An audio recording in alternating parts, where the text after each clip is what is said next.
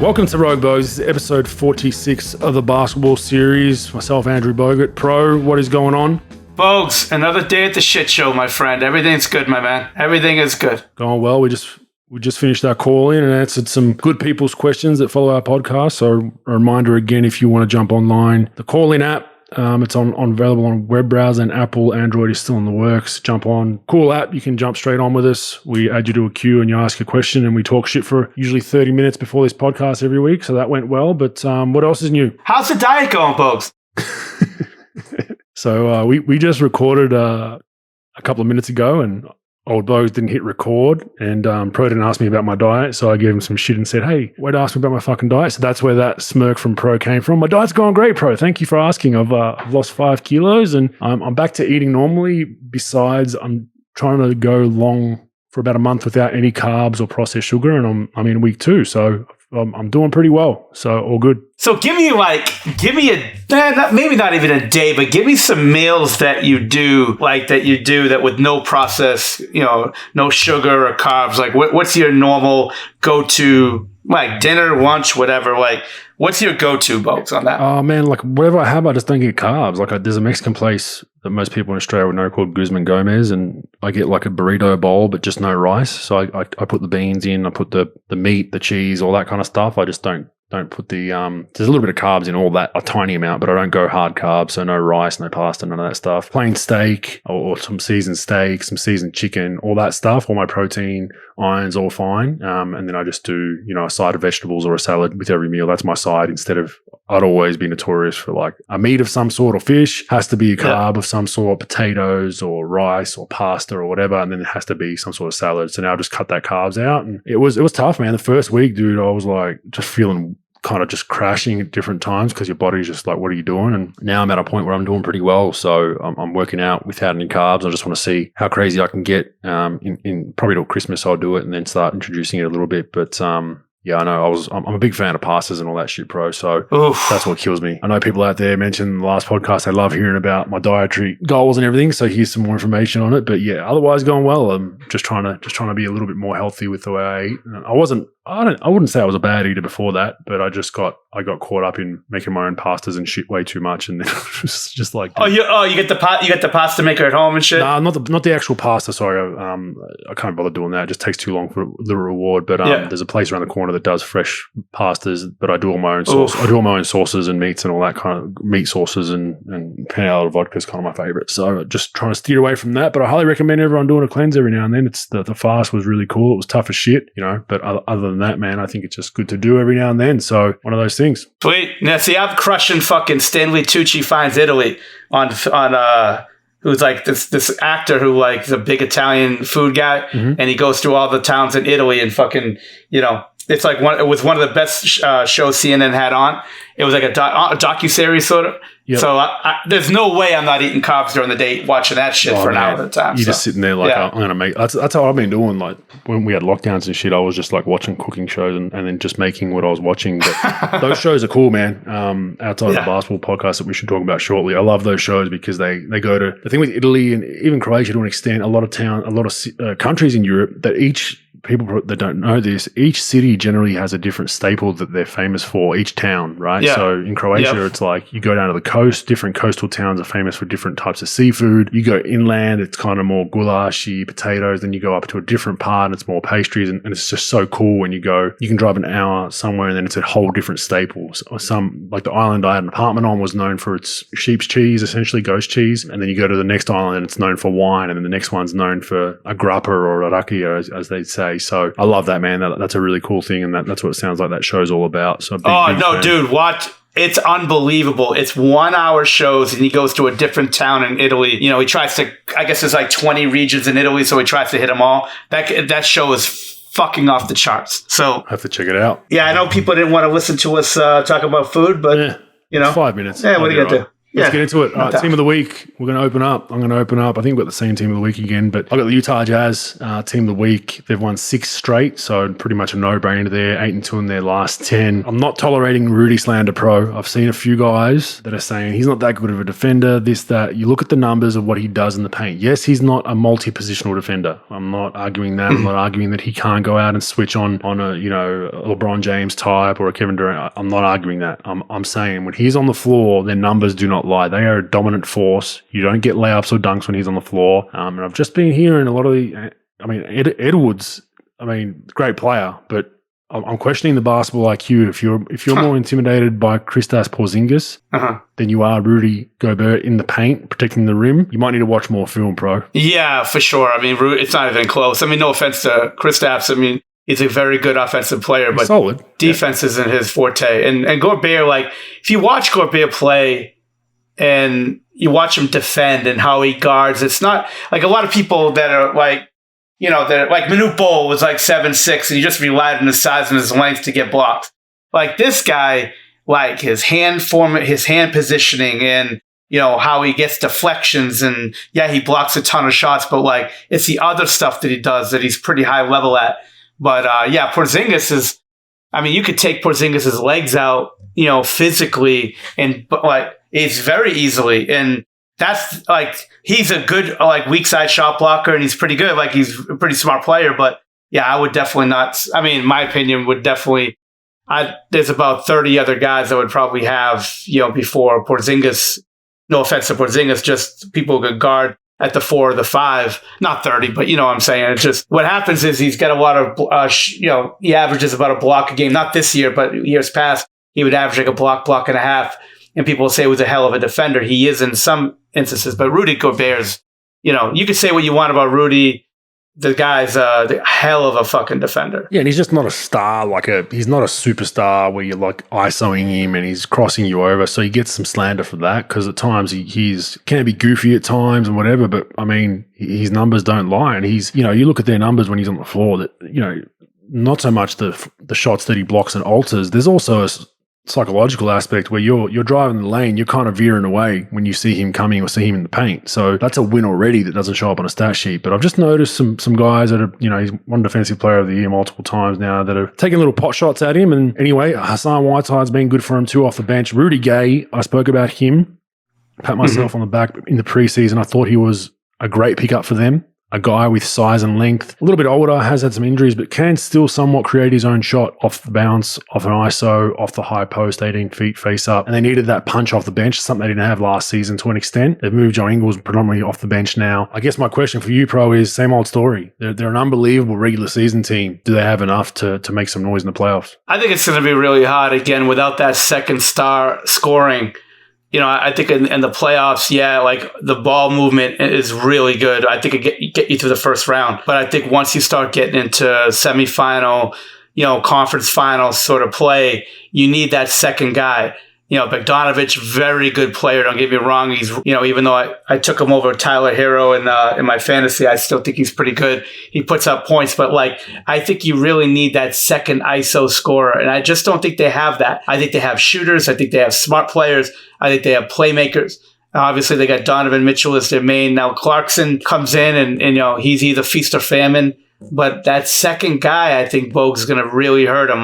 You come in, Chris Paul could score points for Phoenix, but then you got Booker, you got him, then you got a bunch of shot makers, you got Bridges, Bridges. But I think you just need that second quote unquote superstar to score, to really score points. And Clarkson's just going to have to be more consistent in the playoffs to be a guy that they could really depend on to carry the mail. You need mail carriers, and they got one, and they got a half of one, in Bogdanovich. But that Clarkson could sort of do it too. But I just think you need that second guy, in my opinion. It's fair enough. I think their bench is deeper than it was last season with Rudy and Hassan. I think they definitely brought some good players in that helped that system. You get so excited about them during the regular season.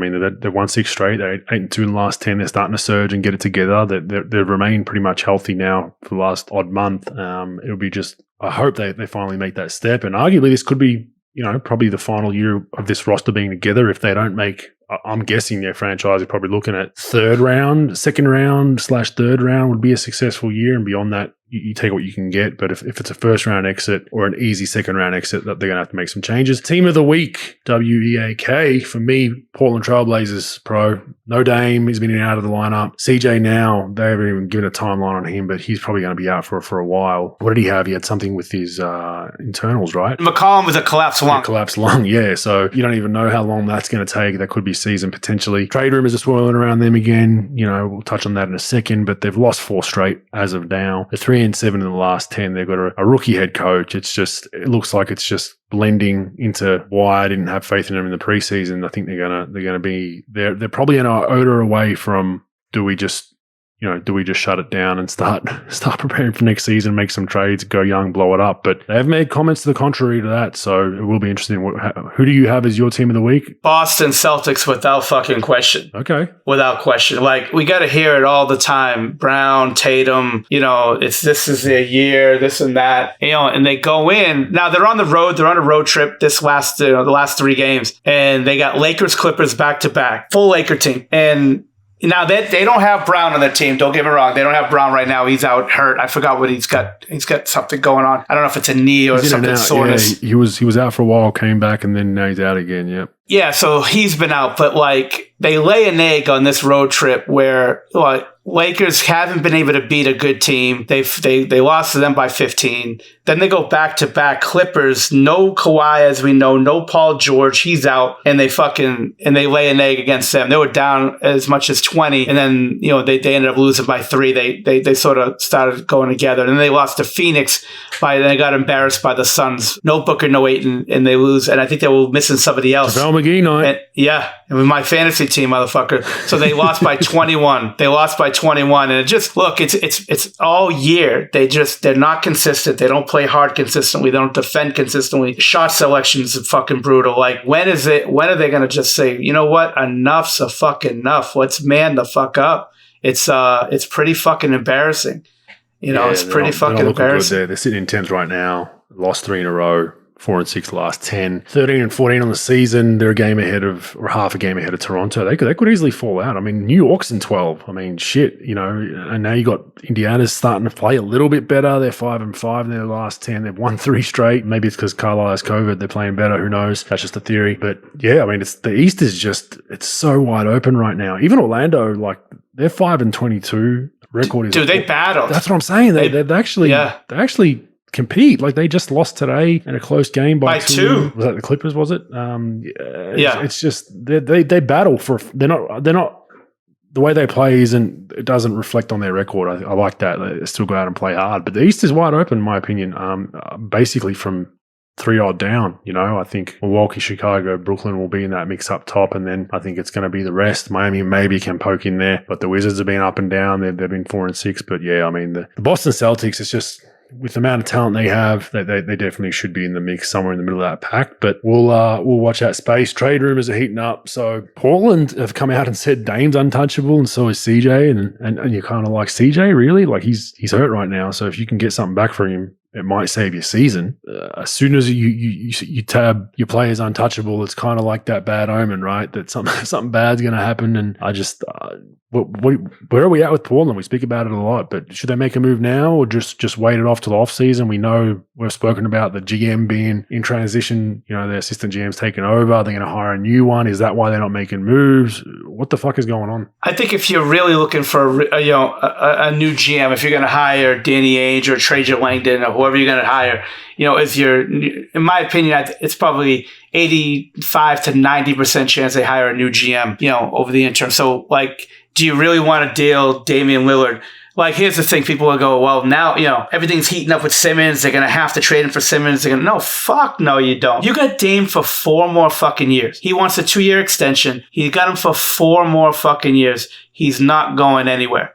So there's no rush. You got a new GM coming in. You might want to give it to them as far as, hey, if we're going to make a move, we don't want to make this move now and then Now, what if the move backfires and it's not very good and they still finish up shitty? And now you get these GMs that might have taken the job that say, nah, all set. Because, they don't really have that many more assets besides Lillard. They got McCollum, they can get you something. They got Powell, they can get you a little bit. But they don't have all these assets. So, like, if they trade their biggest asset and they only, say they go to, like, San Antonio and they get all their, like, I'm not saying I'm just saying, for example, and they got, like, DeJounte Murray, Thad Young, and a couple other players, right? And it blows up in their face. You don't want to be doing that. So I don't think they're going to be trading Lillard, because you're not going to be trading Simmons for Lillard. No one in their right mind would trade Lillard for Simmons. It's not even close. You'd have to give me a laundry list full of shit to give me, if I'm going to give you Lillard for Simmons, and it'll be like 3 other players plus draft picks. But they can go other places. They go San Antonio. They can go to Boston. So I don't think they're going to make a move. I think they're going to hold off. Now, McCollum, you could trade McCollum. Indiana, we'll talk about in a minute. But, like, Sabonis is on the rack. Levert's on the rack, Brogdon's on the rack, everybody's on the fucking rack there. Turner. Yeah. Yep. So like, you could get McCollum for something else. You can make some moves. So I think they're going to make some moves off of either Powell. McCollum has to go. If you're trying to, change the makeup of that team, I just don't see what Philly's going to get for Simmons is that much better than McCollum. Maybe you can go Sabonis and Brogdon, and then you have to throw in something else. Maybe, on Philly's side, maybe you can go Levert and Turner. You could do some other stuff for McCollum. For Simmons, the McCollum thing, I think McCollum and Powell is probably going to go. And then they're going to keep Lillard, and then they're going to try to get a defender in there to change the makeup of their team, see what happens. And then if they're going to deal Lillard, deal him. They got all the power right now. I wouldn't trade Lillard right now. I don't think there's not a player on the market right now that's going to be on the market that you can get. Maybe if you can get Tatum, if you can get Tatum because he's young and he's a good player and he puts up points and he's a top 25 guy, top 15, top 25 guy, whoever you're talking to, maybe you go there. What do you think, Bogues? What would you do if you're Portland? I just think it just smells like they're going to hold steady because they don't have their GM that they probably want right now in there. I don't know anything about who's even doing it, to be quite honest with you, but I think that plays a part though. And it's probably like, do I let an interim GM make this move? Probably not. Then you got a new GM coming in the off season, and you're gonna go. So I don't think they do much. To be honest with you, I think they're just going to have to sit and wait and reevaluate with what they've got at the end of the season, and then potentially make a move. At this point, even if you do make a move, what are you going from? What are they 10th, 11th right now? Maybe you're going up to 7, 8. Is it worthwhile doing that? Probably not, in my opinion. But I also looked up collapsed lung because I'm not a doctor, and it says you can recover within a few weeks. Yeah, and then be back to whatever you're doing per recommendations of your doctor, but that's kind of open-ended. It could be more than that. So I thought it could be more severe than that timeline-wise, but that's good news. So he might be back sooner than later. But yeah, man, and Portland, arguably, as we've said, they get both those guys healthy, they could go on a 10-game tear. Like, they're that kind of team. They're so hot and cold. You just don't know what they're going to do on a nightly basis. But they've just, I think that frustration of them not making any moves for a while, I think that's in Dame's head a little bit. They need to do something. He's not getting any younger. If they make a move, they need to do it now. But moving on to Indiana, Miles Turner's a big one for me in that squad that I think can be a player that, he's frustrated with his role. I think he sees himself as an all-star player, superstar player. I think he's fringe that. I think he's second-tier superstar, maybe third. I don't think he's a number one guy, which leads me to believe if a championship contender a la Golden State Warriors, a la someone like that can get him on their squad for basically not much. He wants out. He's not happy. We know how Carlisle goes with button heads. Carlisle's first year coach. He's not going anywhere. So it's going to be Miles. He's only owed $18 million next season. Then he's a free agent. So it's a valuable contract. I think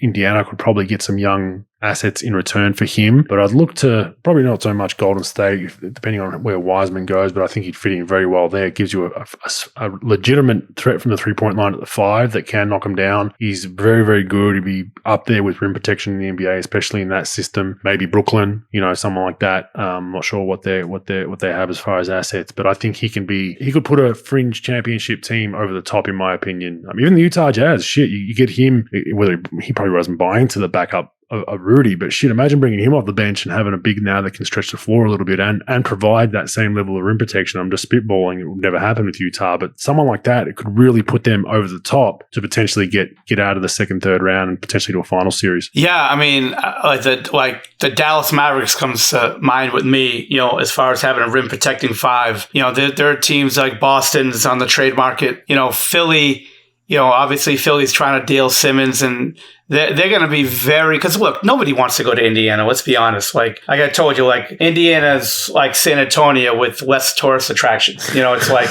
there's just not. Yeah, no one fucking wants to go there. Like, look at their free agency. Like, they've never really, in a long time, haven't gotten a guy, right? So, like, even when they were really good, when Vogel was coaching and they had Hibbert, they had Paul George, all those guys were drafted. David West was acquired, but most of those guys were drafted. So, I think they're going to be very ambitious to try to get Simmons and make a move. So, like, if those guys are on the market, imagine putting Turner on Philly. Now you could have Embiid sort of roaming around, and this kid could be your rim protecting five that you need. And like LeVert, they're going to be, I would say, like, they're going to package something. They're going to package LeVert and Sabonis. They're going to package. See, I've heard LeVert and Sabonis to Philly. Like, I've heard those rumors as well. Boston, was rumored to like Turner, and Carlisle and what's his name, are pretty tight in Boston. Brad Stevens. So like maybe they want to make a move. So there's going to be some motivation. There's definitely going to be a move made. You could bet your house on it. Like San Antonio, I think is a big player because they've got like DeJounte Murray with money. They've got Thaddeus Young that they want to trade. They got Doug McDermott that they can move. They've got pieces that they can move, and they could sort of collect them up. I think Carlisle and those guys would probably want better players. Like they would want a guy like maybe Brown from Boston. They can't get Tatum with those pieces, but maybe you can get Brown. Maybe you can get Simmons. Like I think they'd want a player that's in the top 25 or top 30. Like to me, none of those guys, like I know you really value Turner. I value him in the top 50. I think he's like a third guy. He's like I say, he's a very good rim protector, good guy, plays hard, but like he's not a real difference maker. Like if you're, I agree with that. Yeah, I agree with that. I'm saying if you get, I know. If a championship team can poach him, fringe championship team, or let's say one of the top 6 teams, and so if you're Golden State, Bogues, who do you give? Like what are you thinking about giving for Turner? So Turner's 18 mil. So how are you going to get to 14 or 15 million in your salaries to make the deal work? Yeah, I have to look at it closely, but Wiseman would definitely be someone you discuss, and then there's that coin flip. But Miles for that system, I think would fit better than Wiseman would, in my opinion. And Miles is young too. Like he's not old. What is he? He's early 20s still. So yeah, you'd have to look at the numbers. I'm spitballing obviously, but I mean, I could just see someone acquiring him late, and he could just be that difference. I'm not saying he's going to have an effect on every game, but game 6 of a conference finals, this dude comes in and has he's good, Bogues. Yeah, he's good. 5 blocks, and you're like, who the hell is this guy, right? Like, what? How do they get him? But you look at who probably has a space in their cap to absorb his contract. It's the bottom of the totem pole. But like you said, San Antonio's sitting in there, but I don't think they'll go after him. But the one in the lower echelon that could really is New York. They're 25th right now in their cap. They're bottom 6 essentially. They haven't overspent. They have some room to absorb him. Maybe give a few young assets up or some picks or something. He would help them for sure. Next to Julius Randle, I know they've got the other big fella there. It's more of a shot blocker, but they don't really have a shooting 5. I mean, he could slide right into that starting lineup. Put him next to Jerome Randle. Now all of a sudden you can actually post him a bit more, which is more. I think he's better 18 feet out turn face than he is. So much so trying to jack threes up, and you can space with Turner. So that's another one that you look at. Dallas is in there as well. They're 24th. The only other team in that bottom half that'd probably have a chance to be, in the playoffs and go deep is probably Phoenix, and they're at 20, and they don't need him obviously with McGee and Aiden there. But yeah, it's just interesting watching from afar.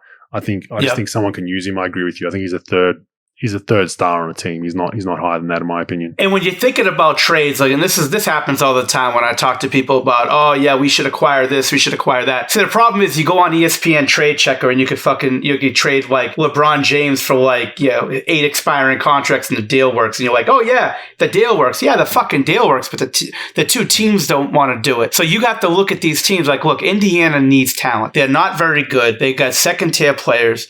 They don't, like, their coach is really good, but they don't really have a star. They've got all these guys that could put up some numbers, but they're not great players. So they're going to deal them. So you can't deal those guys 1-for-1 and get a really good player back. You're probably going to get what you get back. So you have to, like, combine them to deal like a Simmons. Like, look, no one really wants Simmons. I don't give a fuck how many ESPN reports there are. Nobody fucking wants the guy and going to give you a lot for him. So, like, if you're them and you're like, hey, yeah, we can make the money work, and you can get two guys that can help you win. That's the thing. Like, Philly's not going to probably try to trade with Golden State because they can't get anything back that could help them win. They need players that could help them win. That's why McCollum could really help them today. You know, like, so if you go to Indiana, and maybe you can do LeVert and Turner, LeVert and Sabonis. I think they should try to do Brogdon and LeVert because I think they need guards. So you could always get a big that could come off the bench and block shots and rebound. They need, like, I think they need scoring power. I think they need guys that could, like, want to take a jump shot in the playoffs. Like, they need guys like that. So I think LeVert, Brogdon, something else to try to make that work. So it'll be interesting. I'll be interested to see what happens for Simmons because I know we talked it to death. You know, it's like my wife seeing me without a shirt on. She's tired of fucking seeing it and she wants to throw up. It's the same thing when we talk about Simmons. We're tired of fucking hearing about it. But it is going to probably happen here in the next few weeks. And I'm just wondering what it's going to shape up and who's going to go for him. Yeah, it is interesting. I mean, all of our listeners are interested in it too, but him being, Australian and a lot of fans here in Australia that follow his career. So everyone's wondering what the hell's going on. And we haven't really heard anything from him lately neither. It's been pretty quiet. Rich Paul's kind of laying in the weeds again and gone all quiet as well. So maybe something is in the works. So usually when shit goes quiet, that's when the phone calls are being made. So we'll watch that space, but I think it's going to heat up. I think there's going to be a lot of trades this season heading into the deadline. I think teams probably give it till just after Christmas. Teams will know where they're at record-wise. But moving on, we had this question on the call-in. Zion Williamson, he has not healed well. Shocker, pro. He has not healed well. Reportedly 330 pounds, pro. So his playing weight, his rookie year was listed at 270, 280. He's reportedly at 330. We reported from a good source of mine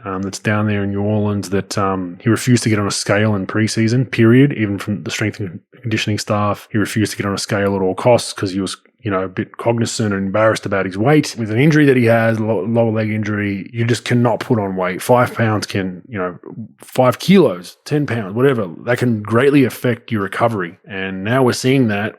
Everyone's seen the photos. People thought they were Photoshopped, but I don't think they were. He's in that Mountain Dew ad. Maybe he got it's a product deal, no cash, so he's getting his money's worth by smacking down 8 Mountain Dews a day. I don't know what it is, but it's a shame because I think it really hurts New Orleans first and foremost. They've got everything invested to him, right? Like, he's their young star. They lost Davis. He's the next guy. You just hope he's not trying to eat his way out of New Orleans and end up somewhere else. But I just have huge worries, and you factor that in with, he's an explosive beast type of player. Is what I said on the call in. He's so explosive, even with weight, even with this weight. I bet you he's getting his head at the rim, right? That's not the issue. I think you're going to blow your quad out with the amount of power he generates to get up and down the floor and jump, and you're blown out a bloody shoe, man. Come on. You're at 330 pounds now. You might lose a quad or a hamstring, and that's a concern, bro. Now, who's your source down in New Orleans? Is it the beignets guy? Like, is he down there every day getting like 28 beignets and those donuts and fucking a Coke? Like, I want to know who the fuck your source is. But anyway. They're right, though. Never we hit this bang on. People were like, oh, no, you'll be right. When we said in the preseason, he's supposed to be big as a house. Everyone's like, just Bogues being crazy. Well, bingo. Yeah, no. Hey, you were the one who had this one. No question about it. And the thing of Bogues, we talked about it on the call-in app, when we were talking about, I was giving you some names of guys like Michael Sweetney and Tractor Trailer and Eddie Curry, and you go, yeah, but those guys were later in their career where they really had the big weight problems. It took a few years, and then they really hit to it. There's never been a guy this talented. I'm not a huge Zion fan. I never was. I think he's a good player. He's the most productive, unskilled player that I've ever seen in my life, and he's a high-level player, but he's not a guy that I really value anywhere in the even close. I wouldn't even put him in the top 30. I'd put him right around there. He's like Shaq, but at like 6'7". He's like Shaq at 6'6", 6'7". Like, you really can't put him in a position. Anyways, it doesn't matter. He's the best player with this type of weakness that the leagues have ever seen. This early in his career, yeah. Yet the guy can't get on the floor. Look, they talk about Luka and his weight. Look, Luka puts up MVP numbers with that weight. Yeah, he's not perfect with it for sure, but this guy's embarrassing himself and killing his value. And I understand. Look, I got a food problem myself, obviously, and it's hard. It's fucking hard. You know, it's like, but when you're weak with food, and I value it, I look back and it's most likely it's probably because no one really fucked with me in my household about what I ate when I was a kid. I was an Italian household, eat what you want, whatever. Like I wasn't Hercules from fucking the Nutty Professor. I wasn't 400 pounds when I was 11 years old, but that affects me today because I've had that my whole life where no one's ever said, get that fucking shit out of your mouth. And are you condoning bullying, pro? Yeah, I'm condoning bullying so you don't look like me when you grow up. I'd fucking condone bullying if you don't have to look like me. I haven't seen my feet since the fucking 90s. But anyway, like that kid probably lived in a household where no one told him anything about his food. He's from down south. I know down south people, they just like, they like to eat shit. And who doesn't? And the problem is now he's an adult. He lives on his own. Not only does he live on his own, he's an adult. He's got millions of fucking dollars. He can eat whatever he wants. New Orleans of all places.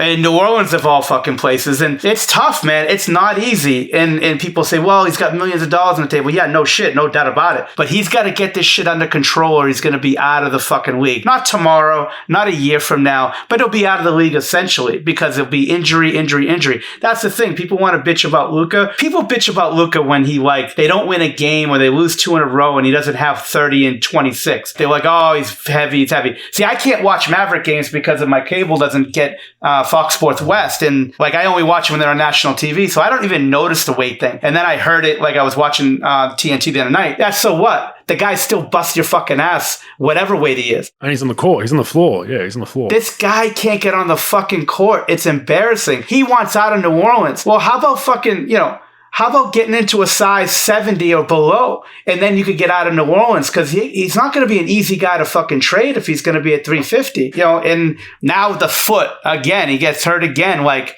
that's a big fucking concern, man. Like you said in the call-in app, Bogues, the guy could have a chef cook you up whatever you want. Wheatgrass could taste like chocolate. Please give me that guy's fucking number. But like you could have a chef.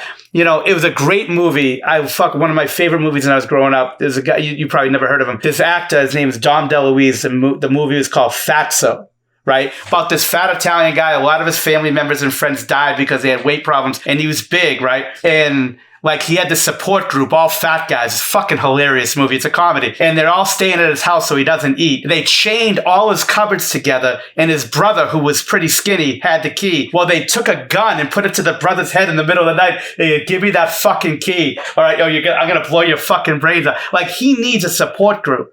Because in the NBA, look, they'll give you a trainer, a strength coach, a chef, and they monitor everything you do during the day, but they don't know what the fuck that kid's doing at night. Once you're home, yeah. I mean, there was a story. You know about the Eddie Curry story, right? They said that was Eddie Curry. Yeah, I think it was Eddie Curry. When he was in Chicago, apparently they had him on a diet, and they had him eating all the meals at the facility, and they're like, he's eating. Michael Sweetney. Was it Sweetney when they went to his house? It was Sweetney. It was Sweetney. Is that the one who was like ordering like 15 pizzas a night at the house? Yeah. So they're like, yeah, that was Sweetney's a great guy. I know Sweetney. I worked out with him as pre-draft. He was my workout partner and talented dude. Just couldn't hold his weight down, right? And they said that they've got this guy on like bare minimum. They had him. You got to come to the facility before practice. Don't eat. You're going to eat here, and you're going to eat your lunch here, and then we're going to give you a to-go box for your dinner of something else made, right? And you're going to have 3 meals a day, right? And they're like, day 1, he's about the same weight. Day 2, he gains a little bit. They're not too worried because, the diet stuff, you usually don't see results for at least a week, right? And then they're like, week 1, they're like, gained 6 pounds. They're like, it's the 8th day, gained another 3 pounds. And they're like, dude, what are you doing? I don't know, man. I'm eating these salads. You're making me. It's, like, what do you want me to do? I'm doing what you're telling me. And apparently they sent someone to his house and there's like stacks of pizza boxes in his bin and next to his bin. They're just like, what are you doing? And he just couldn't say no. And it's hard. It's hard to make that change. But like we've said, I've never seen it with a superstar, all-star / young first, second, third year player in his early 20s having massive weight problems like this. I haven't seen that. Like you said, tractor trailer, Sean Kemp, Oliver Miller. They still got a good 5, 6 Sean Kemp, double digits. They got a nice career out, made some money, were all stars, and then obviously tail end, early 30s, they don't change their habits, they get big, they get fat, and their career is over by 31, right? We see that all the time. I've never seen it on this flipped on its head, and that's you hope he gets right, you hope he gets healthy, and yeah, I mean there's the argument of, I know we don't like fat shaming people and we don't like doing all that kind of stuff, but there's an argument that could be a tool, not to the extent of insults and degrading, but hey man, you can't do this, you're too big, you need to remind him on a daily basis the harsh reality of a professional athlete, and that's what he probably does need. Hey, I got Tim Grover's phone number. He's a guy that could fucking get him in shape. He's the only guy that could do it. I got 2 words for that motherfucker, Tim Grover. That's the only guy that could help that fucking guy. Because, you don't want to be swimming in fucking New Orleans and fucking, in the ocean there and ducking harpoons. You gotta fucking do it, man. You gotta do it. Because it's a shame. Because at some point his athleticism is going to go away. At some point. And then, like, the weight, like, there were guys, like, Eddie Curry could do fucking handstand dunks, and he could be 400 pounds doing it. Like, he could be productive at that weight. But then at some point, your joints go. Oh, yeah. At some point, the athleticism goes. Muscle tears. Yeah. Recovery is the other thing that takes longer. As we've seen, prime example, it's not so much what's a big deal, I'm still out there playing, but it's like, yeah, but an injury that was 2 months for you is going to take 4 months because you're heavier. And then who's held responsible for that is the teams that keep paying him, and they're trying to rehab him, and they're flying in experts to help, So, I hope it gets right. Like you said, he's not the most skilled player, but he is an amazing specimen to watch out there when he's healthy and firing. So we want him back on the court, and condolences to New Orleans. They're the ones that are going to start holding the bag either way, whichever way this goes. So the question I ask is, do you just you probably can't even move him right now, but do you just get him healthy and get him out of there? No. You legitimately can't move the kid. No pun. You can legitimately need a crane to move the kid. So, no, you cannot move him. I'm going to watch that space and just see how New Orleans handle this, whether they, beat Brandon Ingram is playing really well for them. They've started to have a core there where they're actually competing again. They're winning a few games.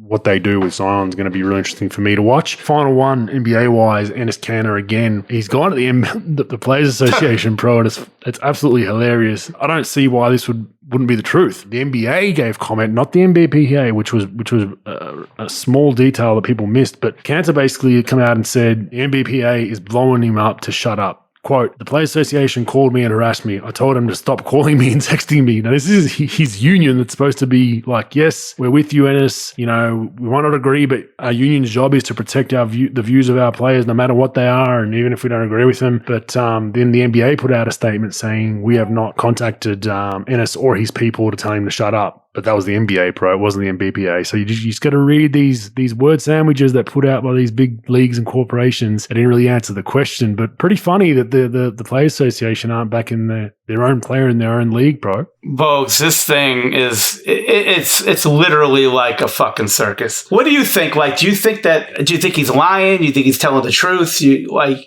believe him? You think? I believe him. That's a weird thing to lie about. I assume there's been a text from someone in the NBPA saying, hey man, like chill out, like they pay your salary, Nike, China, our contracts would be an iota of what they are without them. I received one of those calls when I was playing. I think I told you about it, where I made a joke about a Wanda Sykes commercial being annoying, and they called me and were like, why did you say that? And I'm like, because the current commercial's annoying.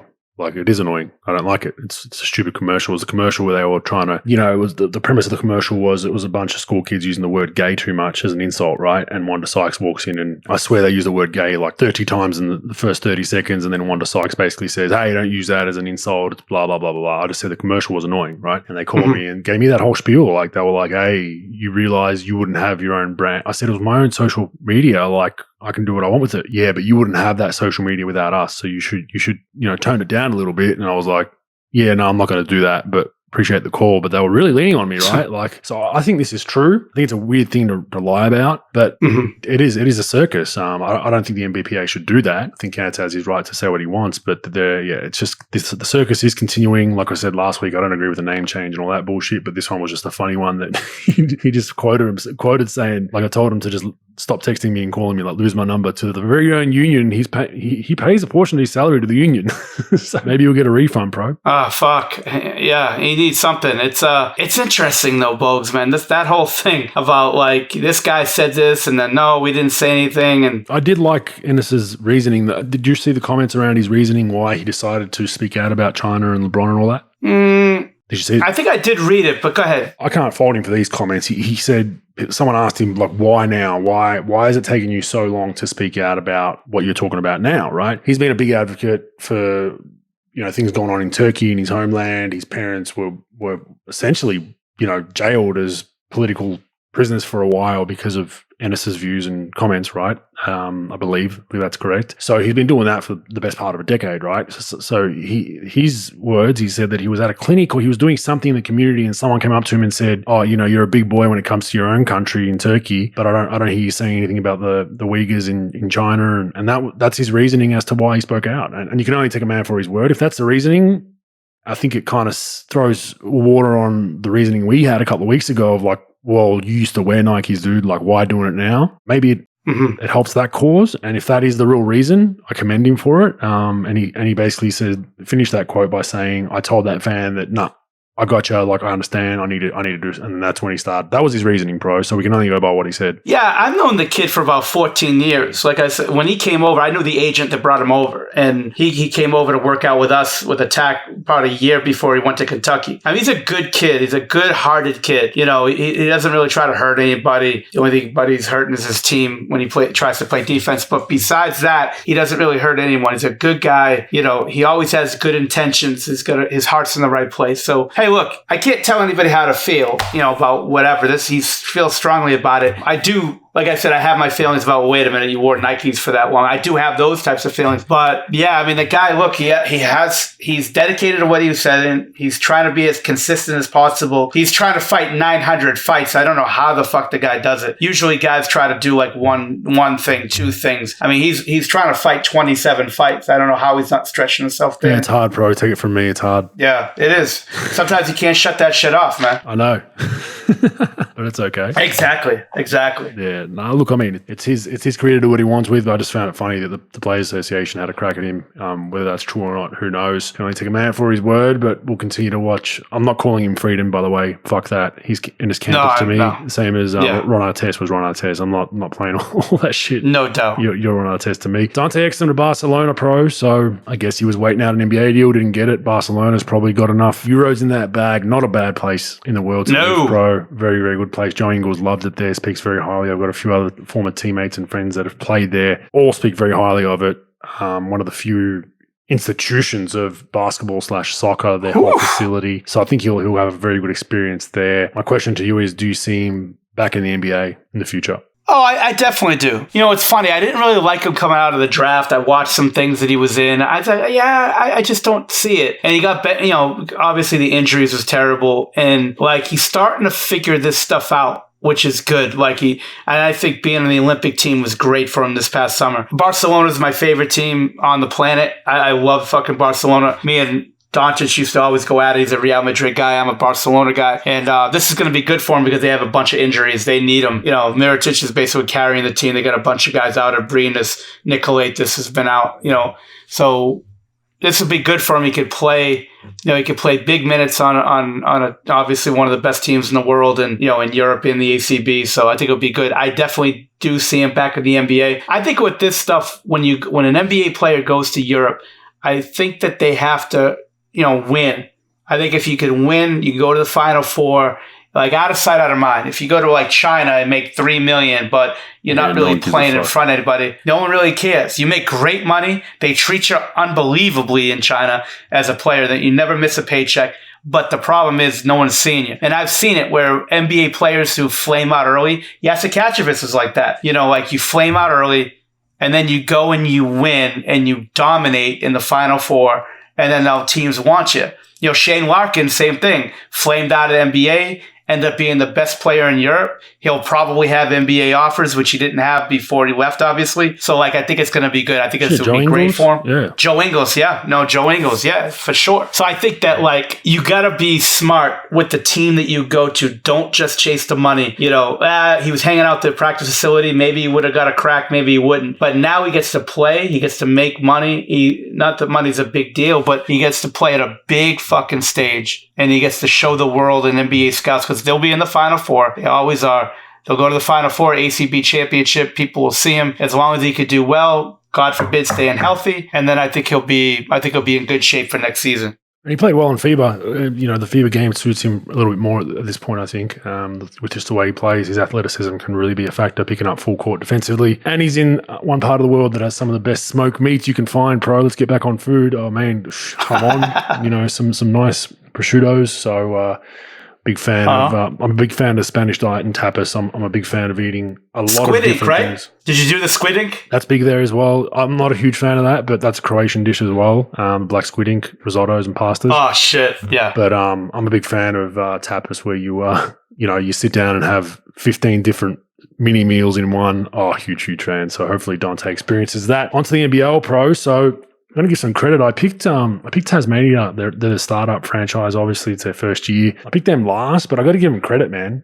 Scott Roth has them playing a really nice style of basketball. They play their balls off, man. I'm really, really impressed with the way they play. I don't think they'll get that many wins, but they might not finish last. They might prove me wrong, but I think they're still obviously not a finals team. But I got to give them credit. They look like they've got a system there. They play hard. I think they know, pro, that we're not a very talented team. We've got some talent, but we're pretty thin on our bench when we go deep. We have to outplay everyone. And it's been fun to watch them do that. They generally outplay everyone. They end up losing due to talent for the most part, but they're going to give you their best shot. I thought it'd be much uglier for them starting out, so credit to them. The New Zealand Breakers, they just can't buy any luck. Both their imports are injured. They got the COVID issue they had in preseason. They're away from home again. They just can't get any consistency. So you feel for them. I think they're going to have another rough year. Tom Abercrombie, one of their main veteran New Zealanders, local, he's got an injury as well, reported to be back earlier. So you really feel bad for them. Perth Wildcats are cruising. They looked the goods early on. Sydney Kings, my team, played Illawarra Hawks yesterday. We had a couple of guys down, but Illawarra look very, very good. They look real good. Brian Gorgon, obviously pro coach of the national team. He's their head coach. They have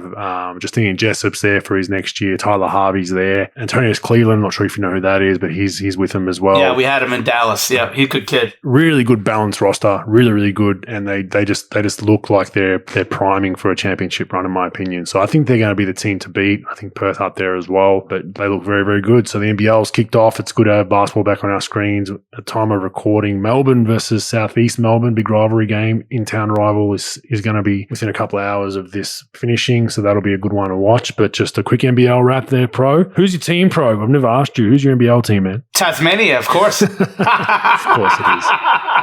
No, I don't know. The funniest name in all of the land, they're called the Jack Jumpers, pro. The Jack Jumpers. Bogues, Tasmania, I would think that's a hot as shit place. You're telling me it's cold.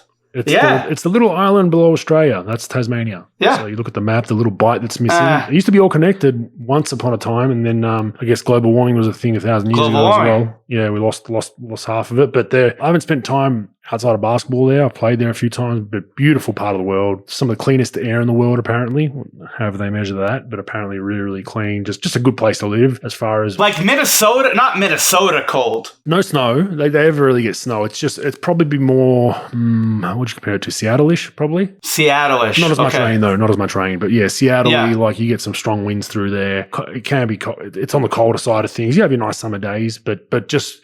rolling hills, ocean all around, basically, wineries, that kind of stuff as well. Big island? Pretty big, yeah. It's pretty big, yeah. The population's not huge. They're way under 1 million. I don't even know what the population would be, but it'd be way under 1 million. Two main cities, Hobart and Launceston. So, yeah, decent city, really, really big with foodies now and wineries. And now they've got a basketball club to support as well. And they've been waiting to get, some sort of professional sport out there. I think the cricket's down there, but Australian rules football were always kind of umming and ahhing about getting a team down there, and now the NBL's trumped them, which is good, and they're drawing a good crowd. They're getting almost 5,000 a night in a brand new arena, which is close to capacity, it's just good to see. Whenever a new team comes in, they're well supported, and they're putting out a product that at least is competitive, right? You don't want to have your first year in the league and you're just getting blasted by everyone, and people are like, it's great for a year, and then you're like, I'm not going to go watch these guys get pounded every week. Whereas at least they're giving their fans something to cheer for, and as of last week, the week before, they won their first game of the season at home, their first game ever, which is good. So that'll be your team. Do you even know what a jack jumper is? Fuck no, I don't know what a jack jumper is. Yeah, that's why I got you here. What the fuck is a jack jumper? It's a form of ant, pro.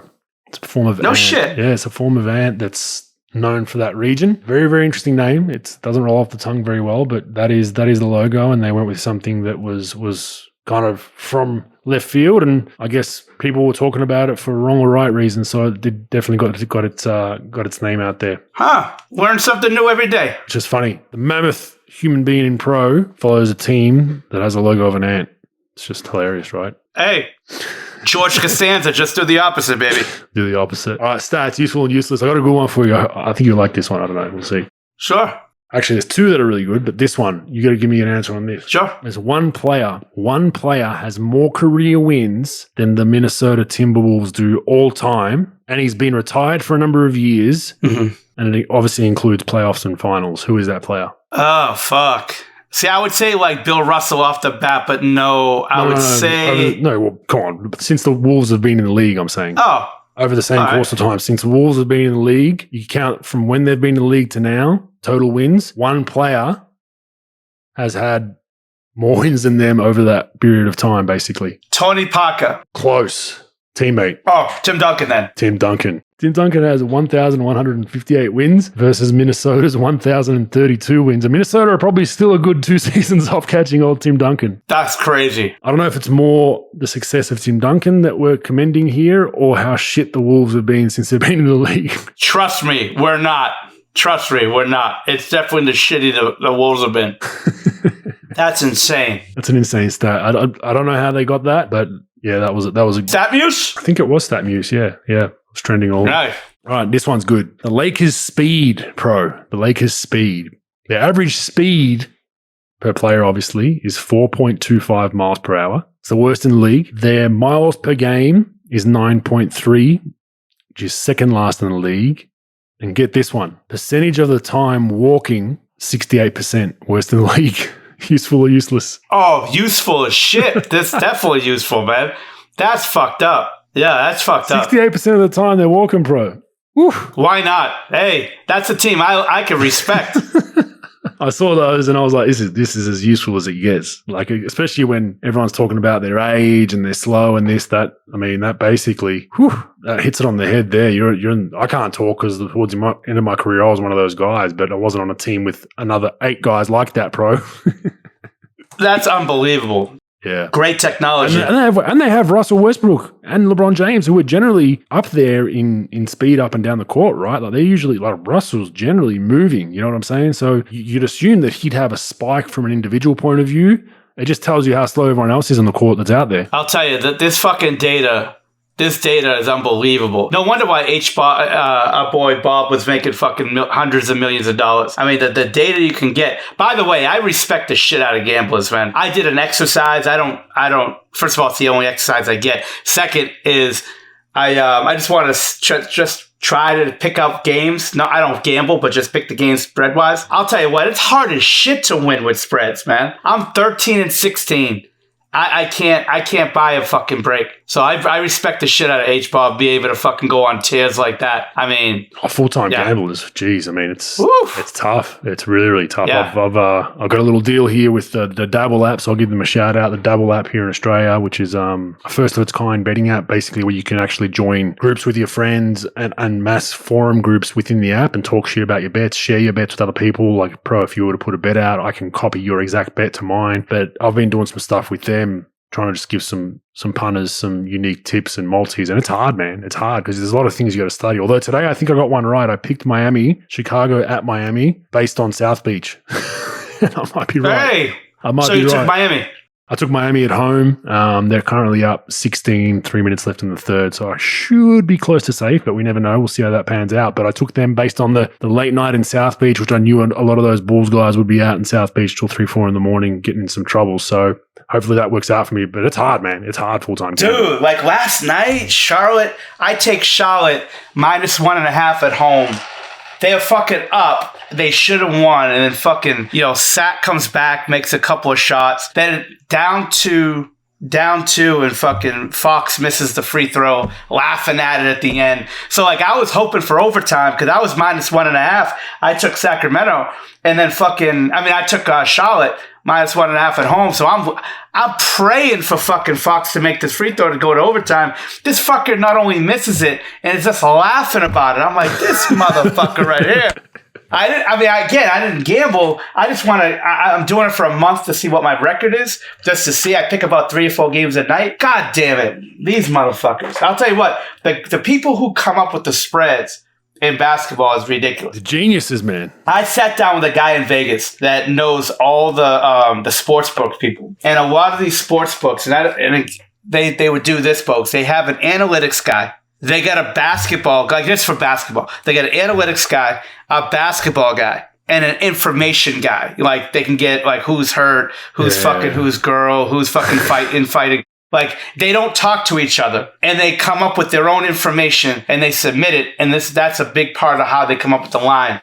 And I'll tell you what, it's unbelievable. Like, they go 3.5, and so many of these games are close. Spot on though. Like, they'll set a line of, like, you know, Phoenix plus 15, and you take the over, and it's right on 50. It's just like, man, like, they get it with, you know, iota. And I mean, the NBA, they say, is the hardest sports game to gamble on, just because you don't, you know, garbage time is what kills bettors, because you get some young kid in covering the spread with 20 seconds left, and some asshole goes and does a windmill. You're just like, I was gonna act like fucking Ricky Davis trying to alley-oop to himself and some shit. Yeah. Like, I've lost, Bogues. I lost. Do you remember that shot? You probably seen it on video, on the highlights. Like, Van Exel hit against the Celtics, falling out of bounds. I was at that game. I was in college at Suffolk University. I was at that fucking game. I gambled. I took the Celtics, and that fucker hits that shot, and I ended up losing the fucking game. I'm telling you. And I actually put money in the game. He strutted up the court, the long stride up the court. This motherfucker. Like, I've lost on some doozies. But, like, yeah, it's tough, man. It's that and H-Bob making that much money and going on those many runs. It's amazing. It's just how they fucking come up with that shit. I know we're off topic on that, but that's right. I mean, full-time gamblers, credit where credit is due. If you're making money, tough job, well done.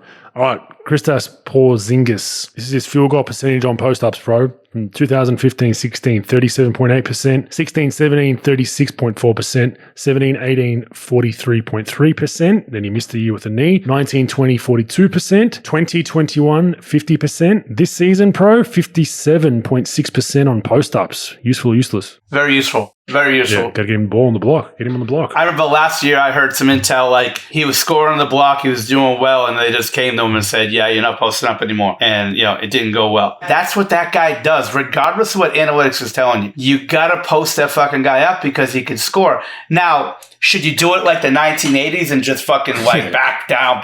No. 1-5 switch, because no one's original in the NBA and everybody switches. When you go 1-5 switch, you throw it down there to him. Elbow ISO, give it to him. You know, pick and pop, give it to him so he can catch and drive. Those are the things that fucking guy can do. You know what he can't do? Pull up from the fucking logo like they had him doing it like 7 times a year last year. He's not a great shooter. He's a good shooter. He is a good shooter. He is not Dirk Nowitzki when it comes to three-point shooting. He can really score. He's got length, so you could roll him to the rim and he could score in transition and all that cut and do that. But his game is give it to him in the elbow, give it to him in the block, let him face up, let him do some damage. He's incredibly skilled, but he is not a great shooter like that.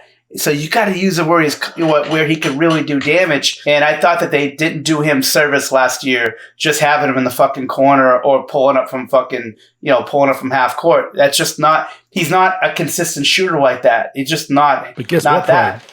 You know, he's not a great 3-point shooter. You know, he's streaky. But guess what happens if you post him up and he goes, you know, 2 for 2 on jumpers and makes a few hooks, and let's say he's 5 for 7, then he gets a feet set wide open 3. Guess what? He's feeling much better about himself, you know, because he started closer to the basket. He's got a few easy gimmies. He's got to the free throw line. Rather than coming into a game cold and pulling up from the logo, of course you're going to set yourself up for failure in that extent. So I like it. I think they should post him more. I mean, 57.6% this season. I mean, they look at points per possession, but if he's, you know, that's above a point of possession, clearly. They should look at it more. Plus, you're getting guys in foul trouble. Plus, then they might have to double you. Then you can kick out and get your 3. So I think a good mix. But in saying that, Dallas he hasn't done too well in the last week or so. So we'll watch that space. Yeah. Bro, there's five players in the 100 triple-double club You can name him without looking at the sheet? Well, I know LeBron just did it. I would assume it's Oscar Robertson. I assume it's Russell Westbrook. That's 3. Magic Johnson.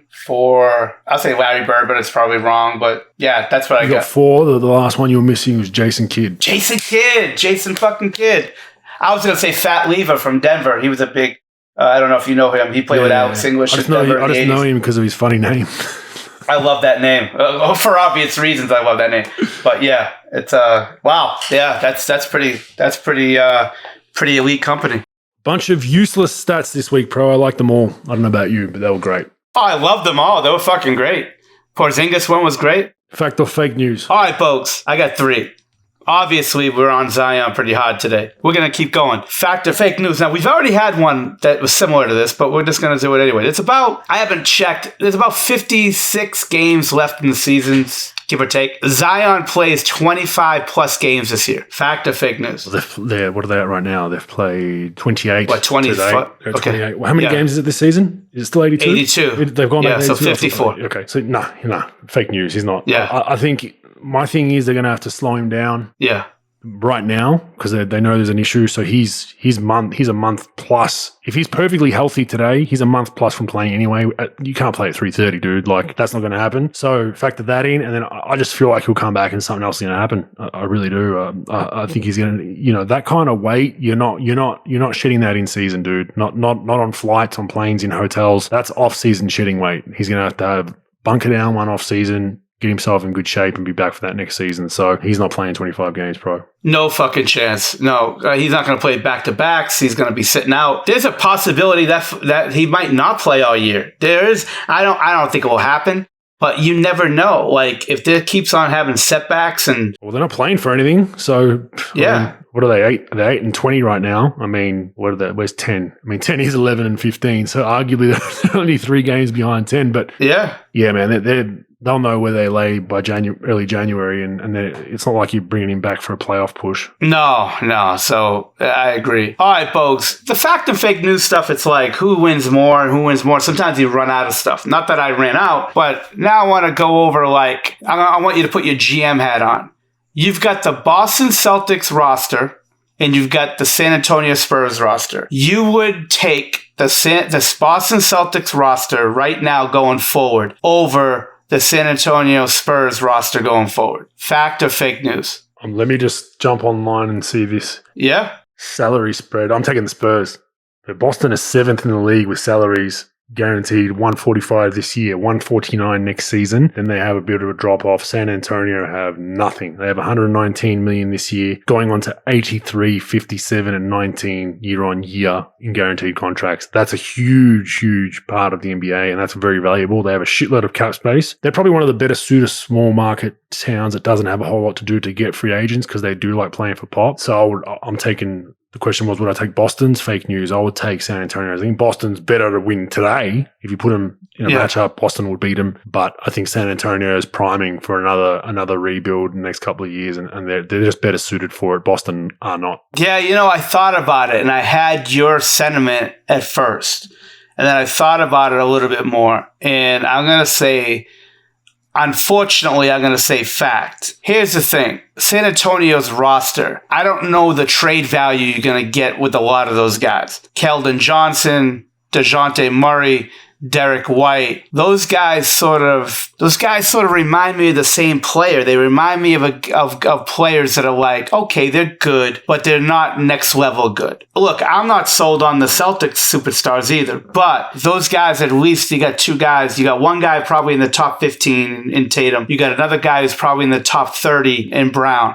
And at least you can do something with it. And let's not forget Marcus Smart. Now, Marcus Smart probably goes into the same sort of category as a DeJounte Murray and a White and a Johnson. That's San Antonio's problem. When they drafted Duncan and those guys in the late 90s, they could always sort of put them together and then just sort of rotate. You had 3 difference makers with Ginobili, Parker, and Duncan. And then you could just continue to rotate guys through, sign guys, and just those complementary players. And then you could always rotate them around those 3 superstars. You can't do that with San Antonio's group because there's no superstar to go around. And they're young players. Like, I know they talk really well about, like Lonnie Walker and guys like that, but I just don't Yeah, but I they've don't got cap see space, it. bro. They've got cap space. They've got some picks coming up. They do, but Boston are pretty much topped out right now. I mean, the other question No. to lead this in would they've got some picks, right? Well, I don't think so. I think they've got a max slot coming up this summer. They got one max. They got almost a max slot because they got some guys under non-guaranteed deals, and I think Al Horford's deal is not fully guaranteed. A lot of it's non-guaranteed, so I think they only owe him about $5 or $6 million, so they could save some money there. It comes out to almost a max slot. The problem is, no one really wants to go to, Boston's had probably a better 5 or 6 years in free agency as far as guys like Hayward and stuff coming than San Antonio has. Who has San Antonio gotten big free agent wise that came to them? They will have cap room. I totally agree with you. They won't be bottoming out, so they'll be drafted at about 14, probably they'll probably draft to 12 to 16. So their draft picks aren't going to be great. And they have all this money, but they don't have any good players. Now, they have good players, but they don't have any great players. So that's the thing. So I was going to go San Antonio because, I like the style of play. They play hard. They're not good, but they play hard. And where Boston just doesn't consistently play hard, but they've got more value. If they could move Tatum, and they could probably get Lillard, they could probably get a plethora of guys. They could move Brown and get a bunch of guys. You could move them both if you wanted to and get guys. You could move one, but I just think they have the star power. So I'm going to say fact, I will take it, but it's 51-49. It's not. It wasn't across the board. Who makes the conference finals first, Boston or San Antonio? The Vancouver Grizzlies will before neither one of those motherfuckers do. So yeah, that'll be tough. Let me see. Last one, Bogues here. What do I got for you? Who would you take? Oh, wow, we got another Zion. My bad. Who would you take going forward with both of their shit shows deals that got going on right now? Who would you take going forward? Say a fully healed Zion Williamson or Ben Simmons going forward right now. As of today? Yeah, say he's fully healed. Say this is a month from now. Simmons ain't traded. And say, knock on wood, our guy Zion is healthy. Who are you taking going forward? And Ben's healthy mentally and physically? Ben's healthy. Yeah, let's just say that. Yeah. Let's say that. Mentally and physically. Well, no. Mentally, whatever. He's we'll put it this way. The mental problems that he's having since this whole thing started, those are gone. But the other stuff, the inconsistencies and stuff, they still stay on. But the other stuff, the stuff that he acquired, miraculously throughout this whole process that he got, that stuff's gone. So he's healthy, Zion's healthy, mentally healthy, all that stuff. Who are you taking? I think they're the same players in different positions. They're both athletically gifted, explosive. Ben more the point forward, 3-4, whatever you want to call it. Zion more the 4-5. They're kind of similar in the way they impact the game. Not so much with skill, right? They'll Zion's beating the shit out of you and dunking on you. Ben's pressure D'ing you in the lanes, getting in the paint. So I think it's a coin flip, man. I don't think you're over-winning with either. If I had to do it today, I'll go with Ben just because I don't have the weight issues long term. I just think that's going to be a continuous issue. I think Ben is still, arguably one of the best, if not the best, defensive players in the league as far as what he can do, multi-dimensional, can switch, can guard bigs, and he's athletic and really can be, a really good point forward going forward, whereas Zion, I think, will kind of different skill set, but I just don't have faith in his weight issues. Yeah, me neither. And the way he impacts the game, I think that he impacts the game in certain styles, but I think that, again, he doesn't really have that elite skill to just throw him the ball and he's going to create. It's not like everybody wanted to compare it to LeBron. He's not a guy that's like LeBron that could just get the ball at half court and just dribble by anybody and get to the basket at will. He doesn't shoot it well. He doesn't really defend it well. He bullies you in the paint, and he basically could dunk on your whole team and back you down, and he's that strong. But I think defensively he's not very good. He's not really long-armed. But he could punish you in the paint.